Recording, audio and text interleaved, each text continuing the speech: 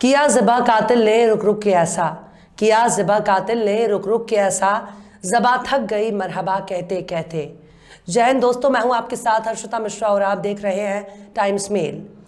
हमारी इस दुनिया में पाए जाने वाले तमाम जानवरों में कुत्ता ही एकमात्र ऐसा जानवर है जिसका इंसानों के साथ प्राचीन काल से रिश्ता है। यानी आदिकाल से ही कुत्ता इंसानों का पालतू जानवर है। कुत्ता चाहे शिकारी हो या फिर घर की खूबसूरती के लिए पाला गया हो, पर कुत्ते का काम एक ही होता है, अपने मालिक के इशारे पर दम हिलाना और अपने मालिक के बताए शिकार पर टूट पड़ना। शिकार करने वाले कुत्तों को शिकारी कुत्ता कहा जाता है। ये अलग अलग आवाज़ें निकालते हैं, ये अपने मालिक को देखकर गमगीन हो जाते हैं, मालिक के खुश होने पर उछलते कूदते हैं, अपने मालिक के तलवे चाटते हैं और तो और अपने मालिक के लिए खुद को कुर्बान करने के लिए भी तैयार खड़े होते हैं। खुद मर जाएंगे पर मालिक को बचा लेंगे। गजब की वफादारी होती है कुत्तों में। इन पालतू कुत्तों को अपने मालिक के लिए कुछ भी कर गुजरने में कोई दिक्कत नहीं होती। इनका सबसे पसंदीदा खुराक है हड्डी, गोश्त के छींचड़े और खाली वक्त में मोहल्ले के दूसरे कुत्तों को देखकर भौंकना ही इन पालतू कुत्तों का काम है। कुत्ता चाहे कितना ही शिकारी क्यों ना हो, लेकिन बात बात में मालिक के पैरों में गिर जाते हैं और अपने मालिक के चरणों में लेट जाते हैं। अपने मालिक के पाँव में लगी किसी भी गंदगी को कुत्ता अपनी जबान से चाट कर साफ कर देता है और बदले में मालिक इनको हड्डी देता है, इनको बिस्किट खिलाता है, घर का बचा हुआ जूठा इनको खिलाता है। कुत्ते के साथ मालिक अपना फोटो खिंचवाता है और सुबह सुबह घर के बाहर टहलने ले जाता है। मजाल है जो कोई पड़ोसी भी कुत्ते को आग दिखा दे। कुत्ते के पीछे पूरा मोहल्ला दुश्मन बन जाता है, पर मालिक अपने कुत्ते को हर हाल में बचाता है। इसके बदले 4 पिल्ले मर जाएं तो कोई बात नहीं, लेकिन मालिक अपने पालतू शिकारी कुत्ते के लिए पूरी दुनिया से बैर मोलने के लिए तैयार होता है। और इसकी केवल एक वजह है कि उसका पालतू कुत्ता उसके लिए किसी का भी शिकार करने के लिए तैयार खड़ा रहता है। पलक झपकते ही नहीं, लेकिन उससे पहले कुत्ता अपने जबड़े में शिकार को दबोच लेता है। आप भी आज सोच रहे होंगे कि आखिर आज टाइम्स मेल वाले कुत्ते की इतनी तारीफ क्यों कर रहे हैं। चलिए छोड़िए, कुत्ता तो पालतू होता है, कुत्ते के पीछे दौड़कर कुत्ता कुत्ता चिल्लाने से क्या फायदा। लेकिन कुत्ते से याद आया कि हरियाणा का मोनू मानेसर दरअसल भाजपा और संघ का दुलारा है। दरअसल 2 मुस्लिम नौजवानों के कत्ल का मुलजिम सरकार का पाला हुआ मवाली निकला। आतंक की खान से सत्ता की गोद में मलाई खाने वाला खट्टर का दुलारा कोई मामूली आदमी नहीं है। संघ की पाठशाला से नफरत का ज्ञान हासिल करने वाला मोहित यादव उर्फ मोनू मानेसर भाजपा सरकार का बहुत बड़ा पालतू निकला। हथियारों की लाइन लगाने वाले मोनू मानेसर को आखिर कौन गिरफ्तार करेगा? क्या हरियाणा की खट्टर सरकार मोनू मानेसर को गिरफ्तार करेगी, या फिर कांग्रेस के अशोक गहलोत में इतनी हिम्मत है कि वो आंखें भी दिखा सके? मोनू मानेसर एक छटा हुआ मवाली है जो खुलेआम आतंक फैलाता रहता है, लेकिन खट्टर और गहलोत उसे खुली छूट दिए हुए है। किसमें कितनी हिम्मत हो सरकार के दुलारे मोनू मानेसर पर सवाल उठा दे। जब सत्ता में बैठे लोग ही लोकतंत्र की आड़ में शिकारी कुत्तों को पाल रहे हैं, तो वाकई इस तरह के पालतू हमारे लोकतंत्र के लिए बहुत बड़ा खतरा है। लेकिन मोनू मानेसर कोई ऐसा वैसा पालतू नहीं है, बल्कि खट्टर और गहलोत के आंखों का तारा है। दरअसल इस वक्त राजस्थान में कांग्रेस की गहलोत सरकार और हरियाणा में भाजपा की खट्टर सरकार को अपने पालतू हत्यारे पर बहुत प्यार आ रहा है। खट्टर की सरकार तो मोनू मानेसर के इश्क में पहले ही बदनाम थी, पर इश्क ही कैसा जो बदनाम ना हो। एक तरफ सेकुलर नजर आने वाले गहलोत खड़े हैं, तो वहीं दूसरी तरफ राष्ट्रवाद की चादर में लिपटे खट्टर खड़े हैं। दोनों ही पड़ोसी राज्यों में अपनी अपनी सरकार चला रहे हैं, फिर भी मोनू मानेसर पर दोनों की सरकार मेहरबानी दिखाने में जुटी हुई है। वल्लाह क्या गजब का प्यार है। सच ही कहा है किसी ने, इश्क और मुश्क छुपाए नहीं छुपता। हरियाणा के भिवानी जुनैद और नासिर की जली हुई लाश बरामद होने के बाद राजस्थान के भरतपुर में जुनैद और नासिर के घर वालों ने पुलिस और बजरंग दल के बीच के रिश्ते को उजागर कर रही है। मकतूल के घर वालों के इल्जाम पर अगर यकीन किया जाए तो पुलिस शुरू से ही मोनू मानेसर की मदद कर रही है।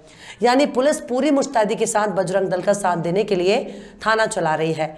जुनैद के चचेरे भाई इस्माइल ने एनडीटीवी से बात करते हुए जो बातें बताई हैं उसे सुनकर रोंगटे खड़े हो जाएंगे। इस्माइल ने बताया कि जुनैद और नासिर को फिरोजपुर झिरका थाने में बुरी तरह पीट पीट कर लाया गया था, लेकिन थाने से आरोपियों समेत उन्हें भगा दिया गया। हमें खबर तक नहीं दी गई। एनडीटीवी से बातचीत में जुनैद के भाई इस्माइल ने बताया कि 14 फरवरी की सुबह तकरीबन 5 बजे चचेरा भाई जुनैद और नासिर अपनी बोलेरो से अपने काम से बाहर गए थे। 15 तारीख से उनका फ़ोन बंद हो गया था। इसके बाद परिवार से दोनों को तलाशना शुरू किया। इस्माइल आगे कहते हैं कि सुबह तकरीबन 9 बजे हमें भूतपूर्व सरपंच दीनू ने फोन किया। सरपंच ने बताया कि फिरोजपुर झरका थाने से उनके पास कॉल आई थी। कुछ गुंडों के साथ 2 आदमी थाने लाए गए हैं। मामला क्या है इसकी पूरी जानकारी नहीं है, इसलिए कहीं और ढूंढने से पहले थाने जाकर पता कर लो। फिरोजपुर झरका हरियाणा के मेवात जिले में स्थित एक इलाका है। ये भरतपुर से तकरीबन 16 किलोमीटर दूर है। इस्माइल कहते हैं कि थाने के अंदर हमें नहीं जाने दिया गया। बाद में भूतपूर्व सरपंच दीनू भी वहां पहुंचे। उनसे गुजारिश की गई कि वहीं थाने के अंदर जाकर पता कराए कि हमारे आदमी वहां हैं क्या। भूतपूर्व सरपंच को अंदर जाकर पता चला कि दोनों युवकों को वहां से कहीं और ले जाया गया है। थाने से भूतपूर्व सरपंच को बताया गया कि युवकों के साथ मारपीट हुई थी, खून खराबा था, आप अपने थाने में इसकी रिपोर्ट करिए।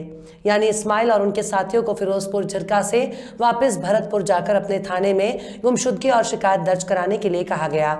इस्माइल के मुताबिक सभी लोग फिरोजपुर झरका से भरतपुर वापस आ गए और अपने थाने में रिपोर्ट दर्ज करवाई। अगले दिन सुबह उनके भतीजे के पास कॉल आई कि भवानी के लोहारू में एक गाड़ी पूरी तरह जली हालत में मिली है। अंदर 2 लाशें भी हैं जो जल चुकी हैं। रोते हुए इस्माइल कहते हैं बस उतना सुना और विश्वास हो चुका था कि गाड़ी में वो दोनों ही हैं। इस्माइल ने अपनी शिकायत में बजरंग दल से जुड़े अनिल, श्रीकांत, रिंकू, सैनी, लोकेश तिंगला निवासी मानेसर पर आरोप लगाए हैं। पर ताज्जुब की बात है कि मोनू मानेसर खुद को अपने जिन साथियों को इस कत्ल की वारदात से बेकसूर बता रहा है, उसमें एक आरोपी पुलिस के हत्थे चढ़ गया है और उसने अपना जुर्म भी कबूल कर लिया है।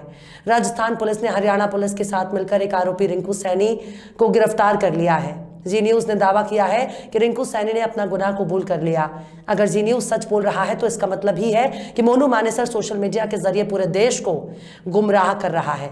इसके क्राइम हिस्ट्री पर गौर किया जाए तो मोनू मानेसर पर पिछले 20 दिनों में 2 कत्ल और 1 कत्ल की कोशिश का इल्जाम लग चुका है। बीते 28 जनवरी को तावदू भिवाड़ी रोड पर सड़क हादसे में वारिस नाम के एक शख्स की मौत हुई थी। इसमें भी मोनू मानेसर और उसके साथियों पर वारिस के कत्ल का इल्जाम लगा था। इसके बाद पटौदी में फायरिंग का मामला दर्ज हुआ। पटौदी में मामला दर्ज होने के बाद भी गुरुग्राम पुलिस एक्टिव नहीं हुई। मोनू मानेसर का बैकग्राउंड काफी मजबूत है। पुलिस के बड़े बड़े अफसरों के साथ उसकी सेल्फी खूब वायरल हो रही है। मोनू मानेसर के बड़े बड़े अफसरों के साथ उठना बैठना है। मंत्री और विधायक उसके आगे कुछ भी नहीं है। खुलेआम हथियारों की नुमाइश करता है और मंत्रियों के साथ फोटो भी खिंचवाता है। मोनू मानेसर की पहुंच का अंदाजा इसी बात से लगाया जा सकता है कि देश के गृह मंत्री भी मोनू मानेसर के साथ एक तस्वीर में नजर आ रहे हैं। एक तस्वीर में केंद्रीय मंत्री अनुराग ठाकुर नजर आ रहे हैं और ये तस्वीरें खुद मोनू मानेसर के जरिए सोशल मीडिया पर अपलोड की गई हैं। अब राजस्थान और हरियाणा की पुलिस मोनू मानेसर को किस तरह से बचाने में जुटी है। मोनू मानेसर गायब है, उसका कुछ अता पता नहीं है, पर सोशल मीडिया पर वो एक्टिव है। दावा किया जा रहा है कि वो सोशल मीडिया से लाइव भी कर रहा है और अपने वीडियो भी पोस्ट कर रहा है। पर गहलोत और खट्टर की पुलिस ने ना तो उस तक पहुंच पा रही है और ना ही साइबर टेक्निक से उसे खोज पा रही है। वल्लाह कितनी मासूम है हरियाणा और राजस्थान की पुलिस। मोनू मानेसर की जगह कोई मुसलमान होता तो कब का पकड़ गया होता। अगर पुलिस के सामने हाजिर नहीं होता, उसके घर को तोड़ने के लिए बुलडोजर पहुंच गया होता। घर तोड़ने की धमकी पर ही उसे सरेंडर करने के लिए मजबूर कर दिया गया होता। जरा सोच कर देखिए, अगर मोनू मानेसर की जगह पर कोई मुसलमान होता तो उसे जिंदा जलाने की इस घटना को अब तक कोई ना कोई जिहाद का नाम देकर टीवी चैनलों पर डिबेट हो रही होती। कोई ना कोई बागड़ बिल्ला इसे किसी न किसी जिहाद से जोड़ देता। उस वक्त खट्टर और गहलोत की पुलिस एक जगह बैठे ही मुलजिम का पता लगा लेती, उसे एनकाउंटर में मार गिराती और तो और उसके घर पर बुलडोजर चलाकर मुंह तोड़ जवाब दिया गया होता। यकीन मानिए, अगर मोनू मानेसर की जगह किसी मुस्लिम पर इल्जाम लगाया होता तो आप केंद्रीय एजेंसियां इसका लिंक पाकिस्तान और आतंकवाद से जोड़कर देख रही होती। लेकिन मोनू ठहरा सत्ता का दुलारा। उस पर भला हाथ डालने की हिम्मत किसी में नहीं है, ना तो खट्टर में और ना ही गहलोत में। बहरहाल चलते चलते आखिर में साहिर लुधियानवी ने भी क्या खूब फरमाया है। हम अमन चाहते हैं मगर जुल्म के खिलाफ, हम अमन चाहते हैं मगर जुल्म के खिलाफ, गर जंग लाजमी है तो फिर जंग ही सही। फिलहाल इस वीडियो में बस इतना ही। ये वीडियो आपको कैसा लगा कमेंट बॉक्स में जरूर बताइएगा। वीडियो पसंद आए तो लाइक करें। हमारे वीडियो लिंक को फेसबुक, ट्विटर, व्हाट्सएप पर अपने रिश्तेदार यार दोस्तों को भी शेयर करें और बेबाक, निष्पक्ष, स्वतंत्र पत्रकारिता को सपोर्ट करने के लिए आप हमारे चैनल टाइम्स मेल को जरूर से सब्सक्राइब करें और हाँ, बेल आइकन की घंटी वाली बटन भी जरूर से दबा दें ताकि आपको हमारे आने वाले नए वीडियो की नोटिफिकेशन फौरन ही मिल जाए। फिर मिलता है किसी और वीडियो में एक नई खबर के साथ। हर्षिता मिश्रा को दीजिए इजाजत। जय हिंद। तो देख लिया आपने हमारे इस वीडियो को। हमें उम्मीद है कि आपने हमारे वीडियो को लाइक किया होगा और दूसरों को भी शेयर किया होगा। अगर अभी तक आपने हमारे चैनल टाइम्स मेल को सब्सक्राइब नहीं किया है तो जल्दी से सब्सक्राइब कर दें और बेल आइकन भी प्रेस कर दें।